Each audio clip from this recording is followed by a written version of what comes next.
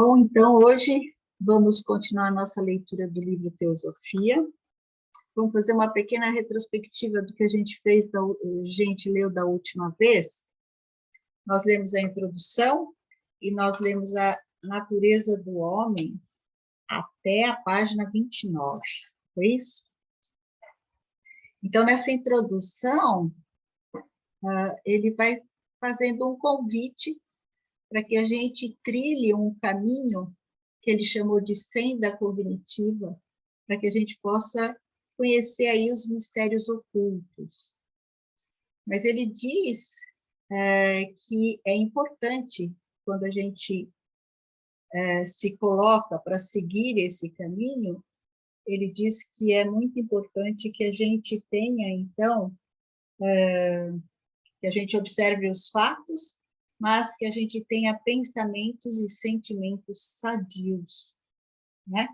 E que primeiro a gente vai compreender tudo isso pelo pensar, para depois a gente conseguir, quem sabe, visualizar alguma coisa mais tarde, né? Então, na introdução, basicamente, ele fala isso. Se vocês tiverem mais alguma coisa, que lembrem, por favor, se coloquem.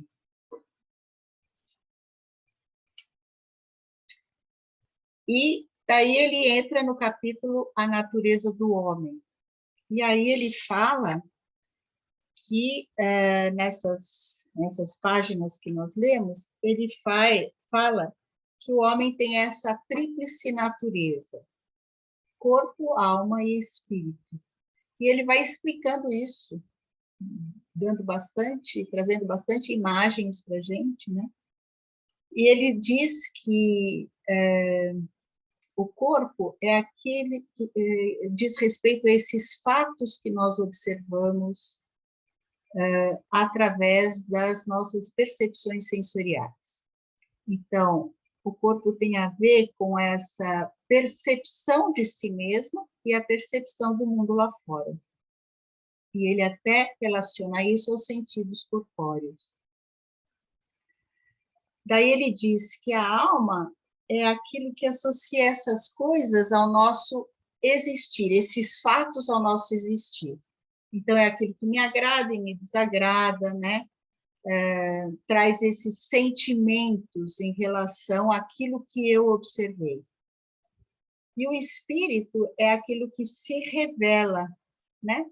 É como se fosse a ideia que está por detrás disso que eu observei, né? Ele coloca como um ente divino, né? Que se revela para nós. E ele traz um exemplo bem bonito, né? De quando você passeia num prado, né? E você percebe as flores. Esses são os fatos. Daí essas flores me agradam ou não me agradam. Depois passa um tempo, eu volto lá. Existem outras flores, mas que me lembram, né? Que trazem a lembrança daquilo que eu vivenciei lá atrás, né? E elas podem se revelar a mim. Então, traz um exemplo bem bonito. Então, eu acho que, assim, em poucas palavras, é isso que ele falou. Cris, se você quiser trazer mais alguma coisa, ou alguém quiser trazer mais alguma coisa, por favor. Ou se tiverem alguma dúvida, vamos continuando. Então, nós estamos agora na página 29, a natureza corpórea do homem. É por meio dos sentidos corpóreos que se vem a conhecer o corpo do homem. E o modo de observar não pode ser, nesse caso, senão aquele pelo qual se conhecem outras coisas perceptíveis aos sentidos. Tal como se observam os minerais, as plantas e os animais, pode-se também observar o homem. Ele tem afinidade com essas três formas de existência. À semelhança dos minerais, ele edifica seu corpo com as substâncias da natureza. À semelhança das plantas, ele cresce e se reproduz, Desculpe. À semelhança dos animais, apercebe-se das coisas em seu redor e estrutura vivências interiores com base em suas impressões. Pode-se, portanto, atribuir ao homem uma existência mineral, uma vegetal e um animal. A diversidade na estrutura dos minerais, plantas e animais corresponde às 3 formas de sua existência.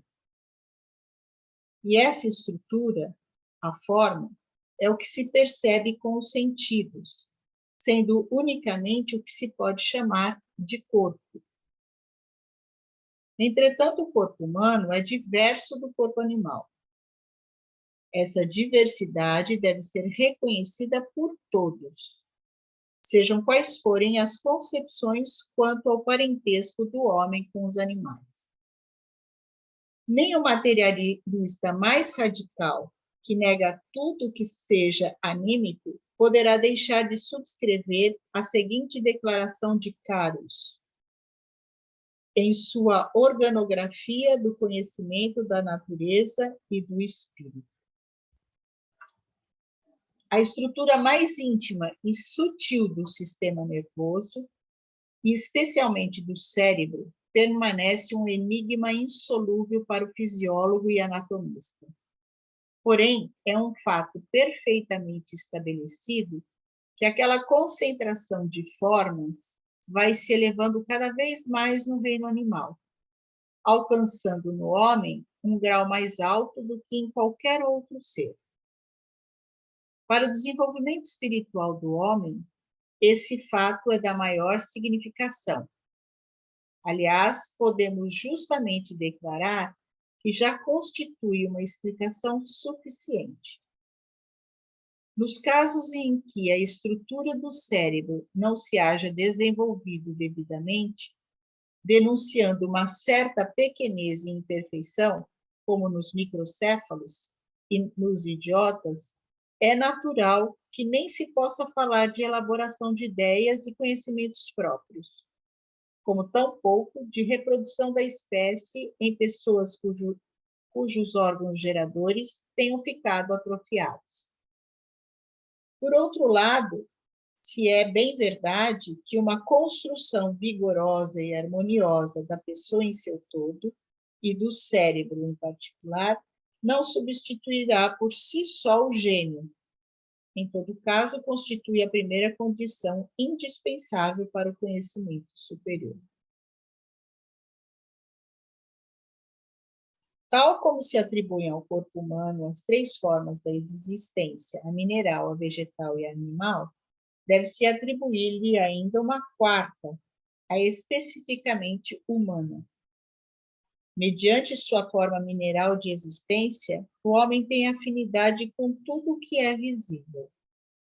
Mediante sua forma vegetal, com todos os seres que crescem e se reproduzem. Mediante sua forma animal, com todos os que percebem seu mundo circundante. E com base em impressões exteriores, tem experiências interiores. Mediante sua forma humana, ele constitui, já no sentido corpóreo, um reino em si.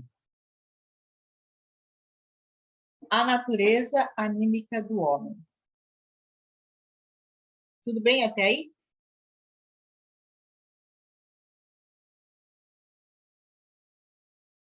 Eu não entendi, Ana Rita. Você tá fechada. Eu estou com o microfone fechado. Não, assim, acho que isso é uma coisa que eu tenho que ponderar e meditar um pouco, Eliana. Não é uma coisa assim. Você sabe que eu uso muito racional, né? Então, é uma coisa que eu tenho que ler com calma, por isso que nem vou lançar pergunta, tá? É só para eu começar a refletir um pouco mais. Tá bom. Então, o que ele está falando aqui é que o homem é quadrimembrado, né? Ele está relacionado ao mundo mineral através das leis físicas e químicas, ao mundo vegetal, né? Por essa energia vital, por toda a vitalidade que ele tem, né? Na verdade, esse mundo vegetal, com essa vitalidade, é que mantém o homem de pé, essa relação, né, com essa energia vital. Depois ele também tem, ele é animado, né? Esse homem é animado como o animal, então ele também tem ele tem essa consciência, vamos dizer assim, ele vive nessas polaridades, né? Nessas reações, nessas fugas, nessas simpatias e antipatias como animal, né? E ele também é autoconsciente, né? Então, ele tem uma individualidade, ele tem esse reino humano, mas eu acho que ele vai explicar isso aqui ao longo, só para trazer um pouquinho mais. Muito bem. A natureza anímica do homem. A natureza anímica do homem distingue-se de sua corporalidade como um mundo interior próprio. Esse âmbito próprio se apresenta tão logo dirigimos a atenção à mais simples impressão sensorial.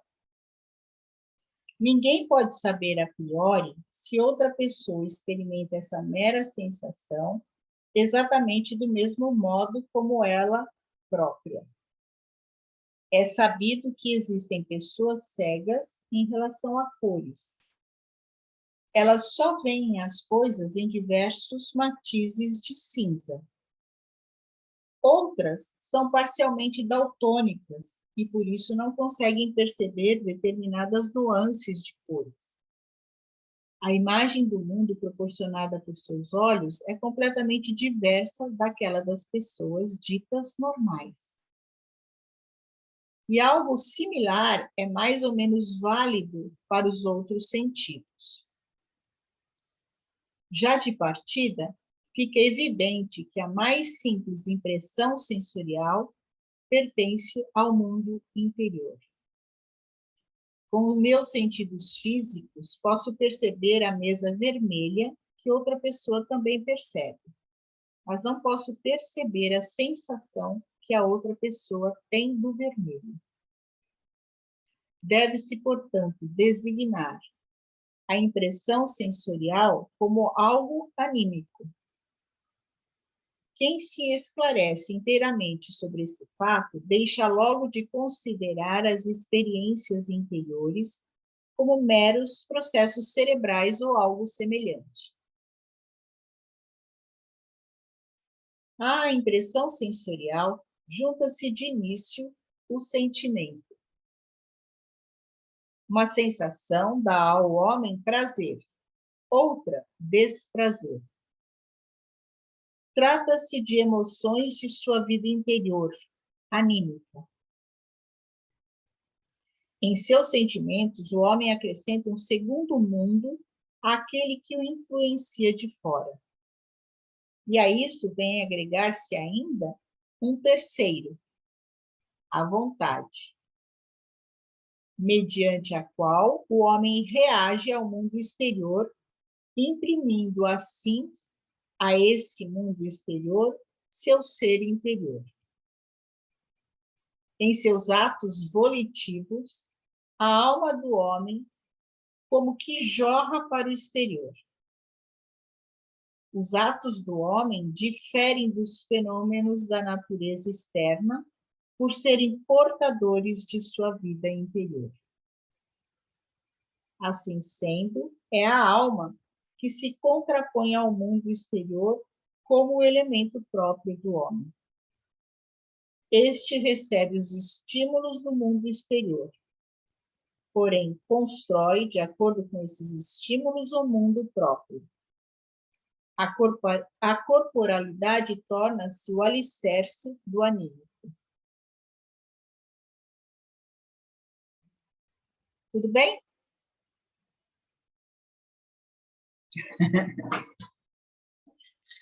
Então, continuamos. A natureza espiritual do homem. O elemento anímico do homem não é determinado somente pelo corpo. O homem não vagueia sem direção e sem objetivo de uma impressão sensorial a outra. Nem tampouco age sob a impressão de um estímulo qualquer exercido sobre ele, seja por algo exterior ou pelos processos no seu corpo. Ele reflete sobre suas percepções e sobre suas ações. Refletindo sobre as percepções, adquire conhecimento sobre as coisas. Refletindo sobre suas ações, introduz em sua vida uma coerência racional. E sabe que sua missão como ser humano só é cumprida dignamente quando, tanto no processo cognitivo quanto no agir, ele se deixa conduzir por pensamentos corretos. O elemento anímico se defronta, pois, com uma dupla necessidade. Por necessidade natural, ele é determinado pelas leis do corpo. Pelas leis que conduzem ao correto pensar, ele se deixa determinar por reconhecer livremente a necessidade das mesmas. É por obra da natureza que o homem se acha sujeito às leis do metabolismo. Já às leis do pensamento, ele se submete espontaneamente.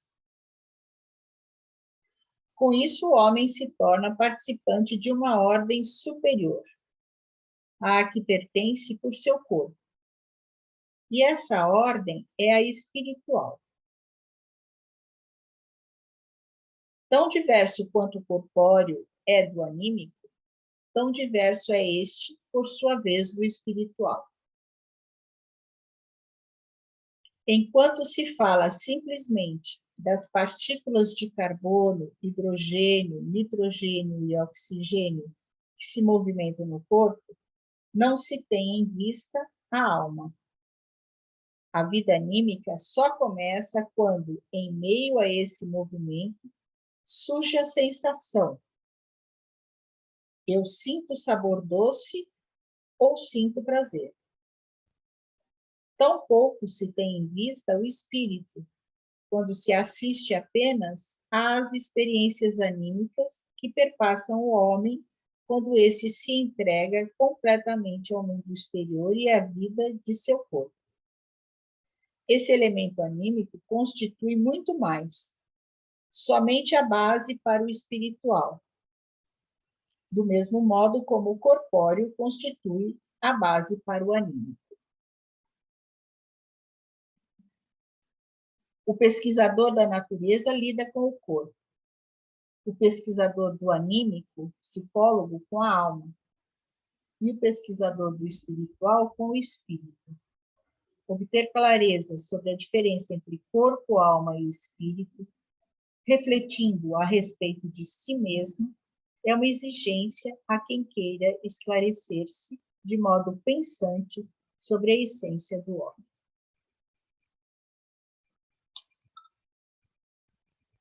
Tudo bem? Continuemos. Agora é o quarto: corpo, alma e espírito. O homem só pode esclarecer-se corretamente acerca de si mesmo quando se dá conta da importância do pensar. Desculpe. Quando se dá conta da importância do pensar na natureza humana. O cérebro é o instrumento corpóreo do pensar. Desculpa. Da mesma forma como o homem só pode ver cores com olhos normalmente desenvolvidos, um cérebro adequadamente formado serve-lhe para pensar. Todo o corpo humano está disposto de modo a encontrar seu coroamento nesse órgão do espírito, que é o cérebro. Só se pode compreender a estrutura do cérebro humano observando-o com vistas à sua tarefa, que consiste em ser a base corpórea do espírito pensante. Um olhar comparativo sobre o mundo animal demonstra isso. Entre os anfíbios, o cérebro é ainda pequeno diante da medula espinhal. Entre os mamíferos, se torna relativamente maior. e no homem alcança suas máximas dimensões frente ao resto do corpo. Contra tais observações sobre o pensar, aqui apresentadas, reina muito preconceito. Muitas pessoas tendem a subestimar o pensar e enaltecer, acima desta faculdade, a vida íntima dos sentimentos, a sensibilidade. Chegam a dizer que não é pelo árido pensar, mas pelo calor do sentimento, pela força imediata das emoções, que o homem se eleva aos conhecimentos superiores. As pessoas que assim se manifestam temem embotar os sentimentos ao pensar de modo claro. No caso do pensamento cotidiano, que se refere tão somente às coisas de utilidade prática, certamente é isso que ocorre. Mas no caso dos pensamentos que conduzem a regiões superiores da existência, sucede o contrário. Não há sentimento ou entusiasmo que possa comparar-se em ardor, beleza e elevação àqueles despertados pelos puros e cristalinos pensamentos referentes aos mundos superiores. Os sentimentos mais elevados são justamente não os que se instalam por si, mas os que são conquistados num enérgico labor do pensamento. O corpo humano possui uma estrutura adequada ao pensar. As mesmas substâncias e forças que existem no mundo mineral acham-se estruturadas no corpo humano de modo tão peculiar que, graças à sua combinação, o pensamento pode manifestar-se. Essa construção mineral que atende à finalidade a que foi destinada terá nesse estudo a designação de corpo físico do homem. A estrutura mineral ordenada, em função do cérebro como seu ponto central, surge por meio de reprodução e recebe sua forma desenvolvida por meio do crescimento. Reprodução e crescimento, o homem os tem em comum com as plantas e os animais. Pela reprodução e pelo crescimento, o ser vivo se distingue do mineral inanimado. O vivo nasce do vivo por meio do germe. O descendente segue-se ao ascendente na série dos seres vivos. As forças que dão origem a um mineral visam as mesmas matérias que o compõem. Um cristal de rocha forma-se pelas forças inerentes ao silício e ao oxigênio que nele se acham associados. As forças que dão forma a um carvalho, devemos buscá-las indiretamente por intermédio do germe, nas plantas materna e paterna. E a forma do carvalho conserva-se de ascendente para descendente mediante reprodução. Existem condições inerentes, inatas ao ser vivo.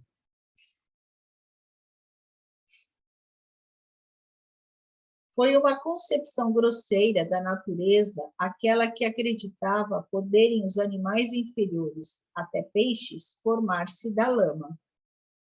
A forma do ser vivo reproduz-se por hereditariedade. O modo como se desenvolve um ser vivo depende de qual tenha sido seu ente paterno ou materno, ou, em outras palavras, da espécie a que ele pertence. As substâncias que o compõem se alteram continuamente. A espécie continua existindo durante a vida e transmite-se à prole. Com isso, a espécie é o que determina a combinação das substâncias. Essa força geratriz das espécies deve ser denominada força vital. Assim como as forças minerais se manifestam nos cristais, a força vital plasmadora se exprime nas espécies ou formas de vida vegetal e animal. As forças minerais são percebidas pelo homem graças aos sentidos corpóreos. E ele só pode perceber o que lhe facultam tais sentidos. Sem os olhos não há percepção óptica. Sem ouvidos não há percepção acústica. Dos sentidos existentes no homem, os organismos inferiores só possuem uma espécie de tato. Para eles, só existem similarmente à percepção humana as forças minerais que se dão a conhecer pelo tato.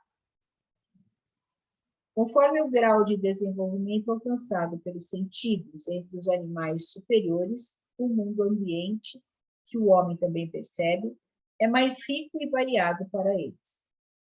Depende, portanto, dos órgãos de um ser vivo se aquilo que existe no mundo exterior também existe para ele como percepção, como sensação. O que ocorre no ar como determinado movimento torna-se no homem sensação acústica.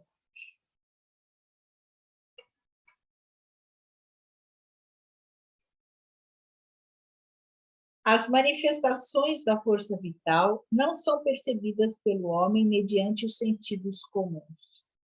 Ele vê as cores das plantas, cheira-lhes o perfume.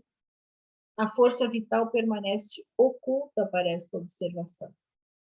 Todavia, da mesma forma, como não cabe ao cego nato o direito de negar a existência das cores, tampouco cabe aos sentidos ordinários negar a força vital. As cores passam a existir para o cego nato assim que ele é operado.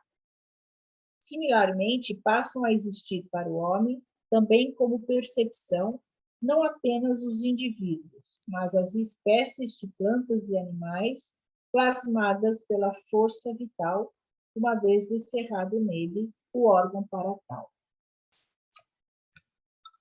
Continuamos? O mundo totalmente diverso descortina-se ao homem com o descerramento desse órgão.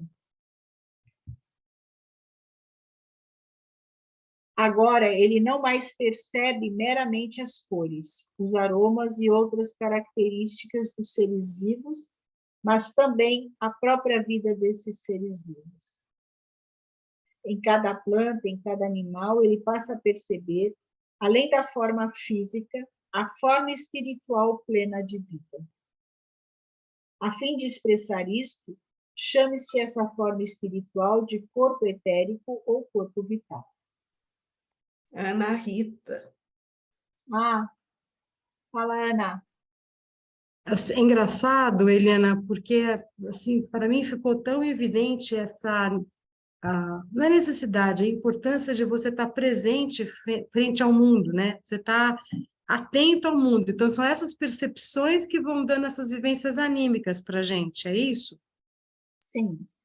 Então, Agora as aquilo que pessoas... você vê do mundo, as impressões que o mundo te traz, né? Vão te trazendo essas vivências anímicas, que são só suas, né? Quando você olha a flor, o sentimento que você tem em relação à flor é um sentimento que a gente não pode pegar, né? A que eu tenho é diferente da sua. Né? A gente está falando nesse sentido. Quando as pessoas têm alguma limitação, quando fala no caso dos cegos ou outra deficiência qualquer, essa vivência também ocorre independente dessa necessidade, desse problema que eles têm, né? Porque o cego não vai ter a visão e não vai ver essa planta, por exemplo, como a gente enxerga. Mas através do tato, essa vivência do tato vai permitir isso, essa percepção, esse contato até chegar a essa vivência anímica? Sim, através de outros sentidos ele vai poder ter a vivência anímica que é própria dele, que é diferente de todos os outros. Então é uma coisa muito individualizada mesmo, né? A vivência anímica é sua, né? É diferente da que cada um de nós tem, sempre é diferente. Por exemplo, quando eu olho, tem gente que olha uma flor, por exemplo, a hortênsia, eu tenho uma vivência anímica que eu, assim, me traz uma alegria imensa quando eu vejo uma hortênsia. Tem gente que Uhum, olha a hortência e acha que a hortência é uma flor qualquer, que não interessa, né? uhum. Ou que nem gosta da hortência, né? Então é isso, cada um tem. Aqui a Ana, alguém falou uma coisa bem que acho que resume, por isso que cada um tem seu próprio mundo. Tá? Mas sinto que o mais importante que foi dito aqui, que é o fato de que se eu não posso ver ou não tenho olfato, eu não posso negar que existe a cor ou que existe um perfume, um cheiro. Ainda que eu não sinta que eu tenho um problema físico, né, qualquer, eu não posso negar a existência disso.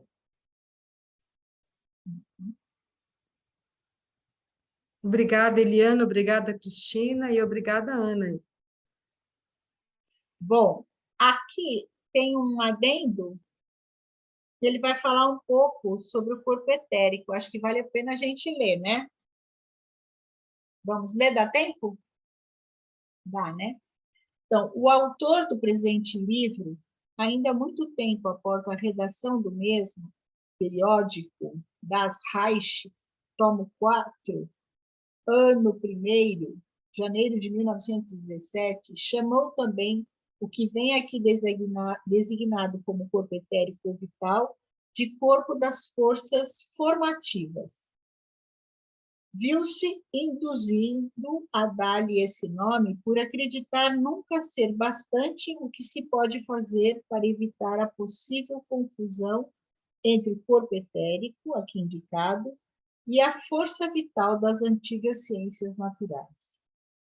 Mas quando se trata de repetir essa velha concepção com argumentos da moderna ciência natural, em certo sentido, o autor se coloca no ponto de vista dos opositores de tal força, pois, com esta, eles queriam explicar o modo peculiar pelo qual as forças inorgânicas atuam no organismo. Mas o que atua inorganicamente dentro do organismo não exerce nele ação diversa do que no mundo inorgânico. As leis da natureza inorgânica não são, no organismo, nada diversas do que o são no cristal e etc. Porém, no organismo existe algo que não é inorgânico, a vida formativa. Essa vida tem por base o corpo etérico ou corpo das forças plasmadoras. Sua aceitação não constitui de modo algum um empecilho à justa missão das ciências naturais. Observar no mundo dos organismos aquilo que elas observam na natureza inorgânica em matéria de atuação de forças.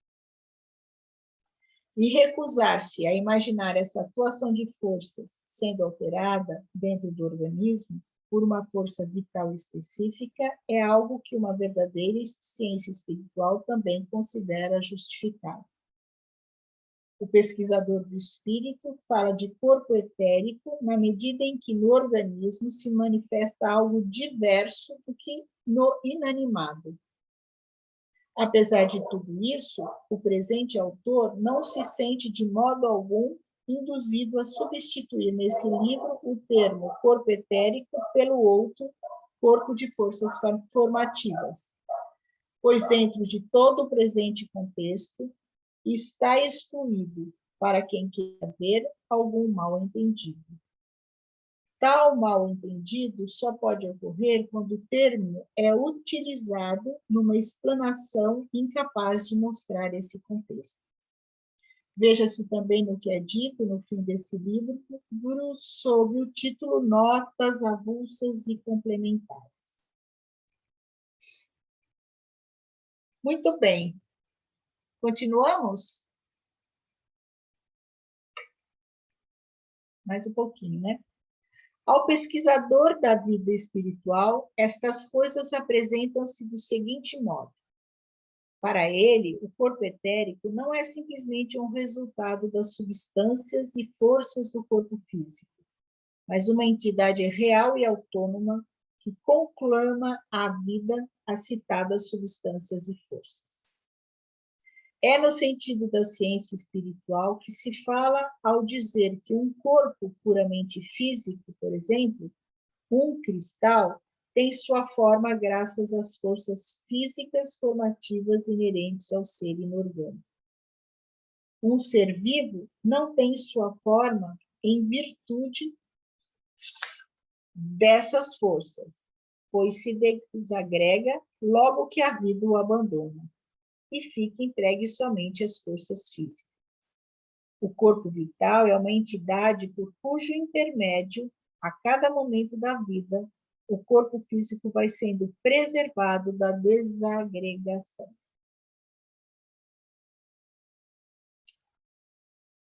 Para ver, mais um parágrafo, mais um pouquinho aqui. Para ver esse corpo vital, percebê-lo em outro ser, necessita-se justamente de olhos espirituais despertos. Sem estes, pode-se admitir, por motivos lógicos, a existência do corpo etérico. Contudo, só é possível vê-lo com os olhos espirituais, tal qual se podem ver as cores somente com os olhos físicos. Sim, porque o corpo etérico é um corpo suprassensível, né? Paramos aqui, Cris? Acho que dá para ler mais um parágrafo. Então vamos. Ninguém deveria chocar-se com a expressão corpo etérico. Éter designa aqui algo diverso do hipotético éter da física. Aceite-se o termo simplesmente como designação para o que é descrito aqui. E tal qual o corpo humano, em sua estrutura, é uma imagem de sua tarefa, assim também ocorre com o corpo etérico do homem, que também só é compreendido quando relacionado com o espírito pensante. Por sua ordenação, no sentido do espírito pensante, é que o corpo etérico do homem se diferencia do das plantas e animais. Assim como por meio do corpo físico, o homem pertence ao mundo mineral, por meio do corpo etérico, ele pertence ao mundo vital. Depois da morte, o corpo físico dissolve-se no mundo mineral e o etérico no mundo vital. Com o corpo, pretende-se designar o que proporciona configuração, forma, a um ser de qualquer espécie. Não se deveria confundir a expressão corpo com a forma corpórea sensorial. No sentido aqui tensionado, a designação corpo pode também ser utilizada para aquilo que se configura como anímico e espiritual. O corpo vital é ainda algo exterior ao homem. Com o primeiro vibrar da sensação, o próprio ser interior do homem responde aos estímulos do mundo exterior. Por mais que se procure naquilo que é justificado, denominar mundo exterior, não se poderá encontrar nele a sensação.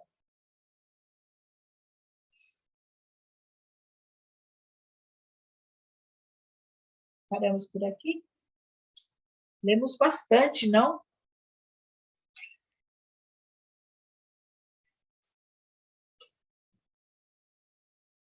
E aí, temos perguntas?